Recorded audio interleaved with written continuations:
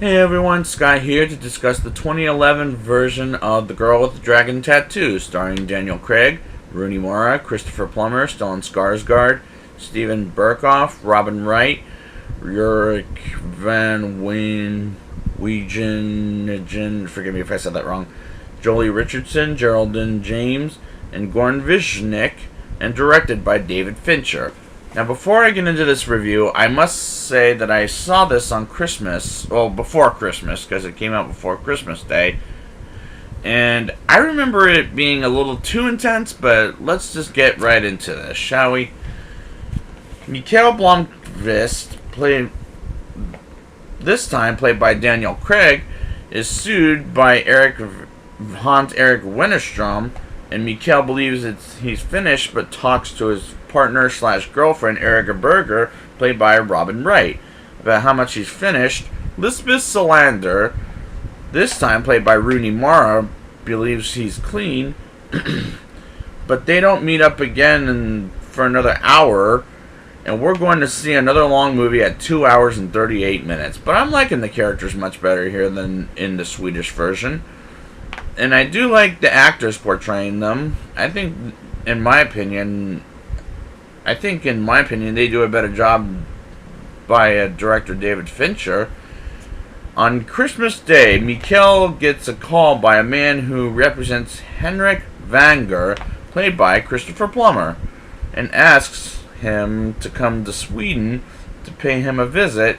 And Vanger talks to Mikael about finding a girl named Harriet by doing his detective work, or journalism work, something like that, despite the fact he's not a cop. He's a journalist, and I'm already hooked into this movie, unlike the original, which was pulling me out, because the entire movie was subtitled. Meanwhile, Vanger offers Mikael if he finds Harriet, he'll give the evidence to Wennerstrom, and is a greedy bastard. But I like this so far. I'm really hooked so far. Lisbeth's guardian gets into a hospital, and she meets Nils Bierman, played by Jorik van Wagningen, forgive me if I said that wrong, who gives her money if Lisbeth performs oral sex on him, which is disturbing.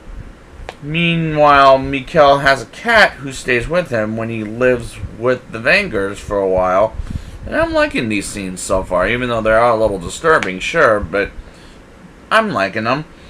Mikael gets introduced to Martin and Anita Vanger, played by Stellan Skarsgård and Jolie Richardson, and Stellan is very good in this role, and Skarsgård, I should say. And Jolie Richardson, I haven't seen her since in this particular movie, for example. And I haven't seen her since that movie, and she has been in other movies I've seen her in, but don't remember very well in her in the movies, where she is unfortunately not memorable enough in this movie, in my opinion. Lisbeth visits Bierman and tortures him and writes from his chest to his stomach, "I am a rapist pig," while on his own floor. And I like how badass Rooney Mara is compared to Noomi Rapace. I mean, they're both badass, but I really like Rooney Mara's version much better than Noomi Rapace's, in my opinion. Henrik gets a heart attack and gets to the hospital, but we'll feel better. But while the term of events are happening throughout the movie did feel stale and boring, meanwhile, Mikael searches and finds Lisbeth and asks for her help. And I'm liking those scenes of when Mikael finds and asks Lisbeth to help out to find Harriet. Daniel Craig is the perfect Mikael, and when I watched the Swedish version, I can picture him in that role. I was so sad when the cat that stayed with him Mikael got killed off screen. So I can use my imagination on how the cat died, but I don't need to see it. But I suddenly thought, "Aw, you kill a cat, really?" But I do really appreciate that it being off screen so good. So good move on you, David Fincher. Someone shoots at Mikael. We don't know who but it was obvious the Vangers, except for Henrik and Martin, but the rest of them don't want him here at the Stockholm area. But I do really enjoy that sequence as an action sequence. The movie does a good job of making the 2.5 hours worth the attention, and I'm liking the characters much better here than the original. This is easily the more watchable, despite it's very rough at times. Like the rape and torture scenes, for example. Mikkel breaks into Martin's place, and suddenly Lisbeth finds out Martin is the killer.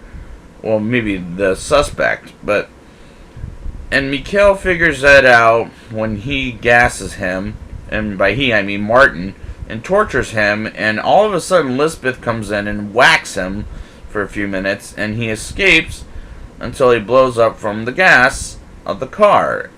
And the next day they've solved the murder case, and I like the fact that it's hard to watch at times, but it's much easier to get that through. Mikkel and Lisbeth are in London to find Harriet, who's still alive, apparently, as we find out while Mikkel is getting tortured, and they find her at her job, and they talk about her past when she disappeared at age 14, and how she was raped by her father. And the flashback of when she killed her father and Martin watches was an interesting flashback.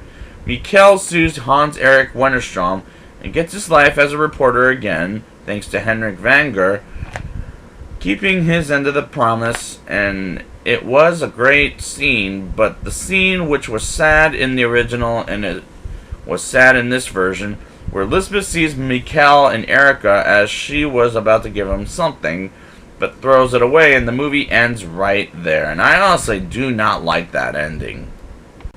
Now it's time for the rating. I'll give this movie a 7.5 out of 10. This is a much better movie than the original Swedish version. There are some things that can be improved here, like cut out 15 minutes of it, but this is better than in English than it is subtitled. It's a good movie. I really like it. So I'd like to thank you guys for joining me, and next week I will be back with The Girl in the Spider's Web. And until next time, have a good one.